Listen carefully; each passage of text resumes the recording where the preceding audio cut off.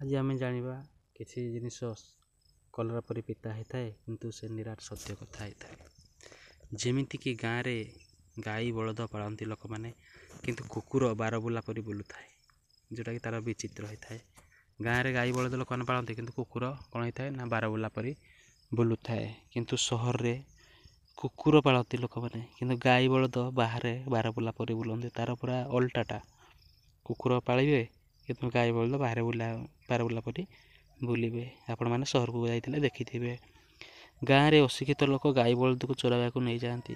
ଗାଁରେ ଯେଉଁମାନେ ଅଶିକ୍ଷିତ ଲୋକ ସେମାନେ ଗାଈ ବଳଦ ଚରାଇ ନେଇଯାଆନ୍ତି, କିନ୍ତୁ ସହରରେ ଶିକ୍ଷିତ ଲୋକ କୁକୁର ବୁଲାଇବାକୁ ନିଅନ୍ତି। ଏଇଟା କେତେ ଦୂର ଆପଣଙ୍କୁ ଭଲ ଲାଗୁଛି? ଗାଁରେ ଅନାଥ ଆଶ୍ରମରେ ଗରିବ ଅନାଥ ପିଲାମାନେ ରୁହନ୍ତି। ଗାଁରେ ଯେଉଁ ଅନାଥ ଆଶ୍ରମ ରହିଛି, ଗାଁରେ ଅନାଥ ଆଶ୍ରମ ଯେଉଁ ଗରିବ ଅନାଥ ପିଲାମାନେ ରୁହନ୍ତି। ଆଉ ସହରରେ ଯେଉଁ ଅନାଥ ଆଶ୍ରମ ରହିଛି, ସେଠି ଧନୀ ଲୋକଙ୍କର ବୃଦ୍ଧ ପିତାମାତା ବୃଦ୍ଧା ଆଶ୍ରମରେ ରୁହନ୍ତି। ତାହେଲେ ଗାଁର କେଉଁମାନେ ରୁହନ୍ତି? ଯେଉଁମାନେ ଅନାଥ, ସେମାନେ କେବଳ ଏ ଅନାଥ ଆଶ୍ରମରେ ରୁହନ୍ତି। ଗାଁର ଯେଉଁ ଅନାଥ ଆଶ୍ରମ ଗୁଡ଼ାକ ରହିଛି ଗାଁ ପାଖରେ।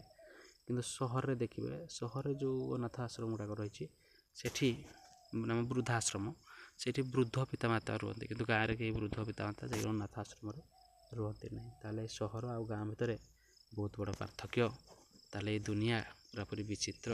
ଏଇ ଦୁନିଆରେ ରହିବାକୁ ହେଲେ ଆପଣଙ୍କୁ ବହୁତ ମାପି ଚୁପି ରହିବାକୁ ପଡ଼ିବ ଏବଂ ସବୁବେଳେ ହାତେ ମାପି ଚାଖଣ୍ଡେ ଚାଲିବାକୁ ପଡ଼ିବ।